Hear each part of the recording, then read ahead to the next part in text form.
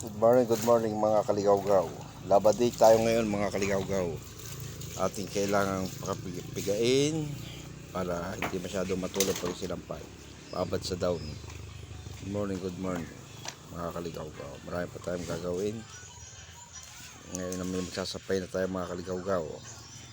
Kailangang pagpagin, huwag tumulo, huwag tutulo-tulo sa sampayan. Pagpagin. Good morning. Ngayon po, sasampay na tayo mga kaligawgaw. Yan po. Dapat pala yan ang puti ay bukod sa dekolor para hindi maghawa-hawa. Kaya po butas sa aking damit ay binukod ang dekolor, ginupit. Para huwag humawa, ginupit na yung damit kong suot. Kaya butas. Good morning. Dapat din tayo ngayon mga kaligawgaw.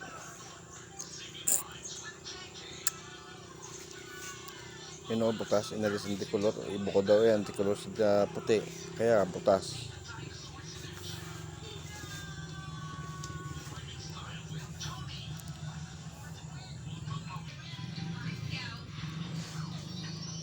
Yan po, ang mga sinampay natin nilabhan, parang yung okay lang. Nagsabit. Ngayon naman po ay medyo maangla akong isda. Kaya bumili ng 2 piraso. Hihiwain natin, hindi pinilutuin ang buo at madaling mauubos. Pagka pinirito ng buo, ubos agad. Kailangan iputol-putulin para tumagal-tagal naman ang buhay ng isda. Para isang kahit isang putol, mga kaligawgaw. Yan po. Hiwain lang natin ang katamtaman. At maisaing din ito, maisaing, pansaing. Hindi ko nalala ito kung ano klaseng isda, hindi ako marunong kumilatis ng isda. Gayat na maigi. Pero kailangan pare-parehas ng laki para walang hilian. Makakahilian pag kami lang dalawa ng tatay ang kakain. Yan pa o. Anong isda kaya yan mga kaligawgaw?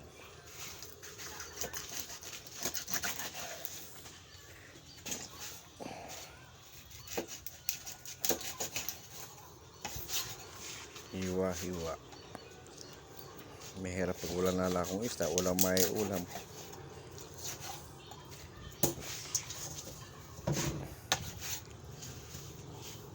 Yun, patak na.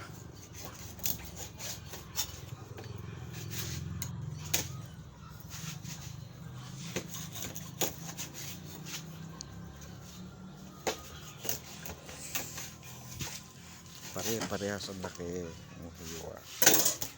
Para yan, tapos na po mga kaligawgaw, natin natin sa salad, chopping board, hugasan ng isda, banlawan. Kukuha muna tayo ng tangganita para paglilipatan paghuhugas. Yan ang mga gawain natin dito sa araw-araw mga kaligawgaw.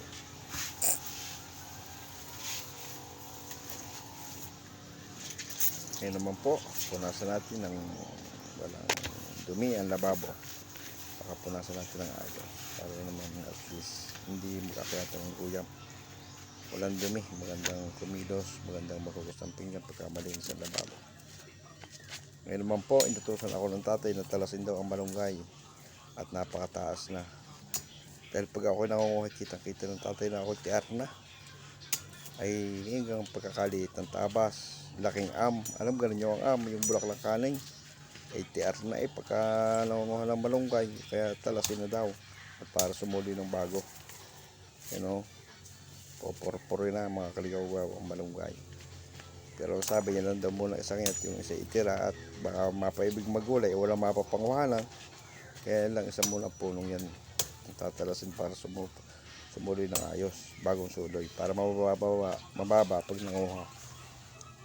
Yan o, kataas na. Maharap ng pati RTR pag nangunguha. Kaya tatalasin natin lahat, kakalbuhin na yan. Parang nangunguha, parang nagtatalas, kalbo. Sige, taga pa. Sige. Tapon para walang kalat. Sige, tapyas. Yes, kaligawgaw, inabot na ng init. Inaabot na ng init mga kaligaw-gaw. At may gagawin pang kasunod. Inaabot na ng init sa pagtatalas. Oh. Okay. Taga lang taga. Habang tinataga ko ito, ang tatay nanonood dun sa grahe, nakatingin. Baka ikalampas lang, tinatapyas lang. Hindi ayos ng tabas, hindi maayos ng suloy. Pagkabusaksak ang tagay mamamura. Kailangan matalas-talas ang gagamitin gulok. Pagkabusal lang pagkatagay, nako, maungulam pa. Kaya kailangan isang taga, tapyas agad. Para ayos ang pagkakataga.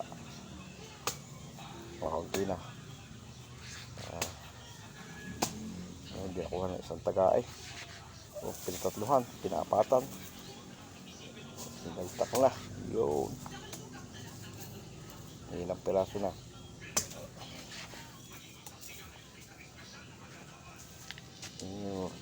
May ilang araw pa pwede na ulit panguhan ng suloy na yan. Nakasuloy na yung lalo't nag-uulan, ayos yan. Yun mga kaligaw-gaw, tapos na, kalbo na ang malunggay. At ngayon naman garuin pa. Kita na yata ang bayag pagkaupo. Kaya mag-aulit naman tayo mga kaligaw-gaw. Yan ang ating gawain sa araw-araw. Gawain natin sa araw-araw bukod pa ang panghapon. Dahil hindi pwedeng tapusin ngayon umaga at inabot na ng init. Tirik ng araw. Ito, maningitin. Kaya walis-walis muna tayo. Para naman maaliwalas ang kapaligiran. Malinis. Hanggang dyan na lang po mga kaligaw-gaw. At sana nasiyahan kayo sa panonood. And magandang umaga sa inyong lahat.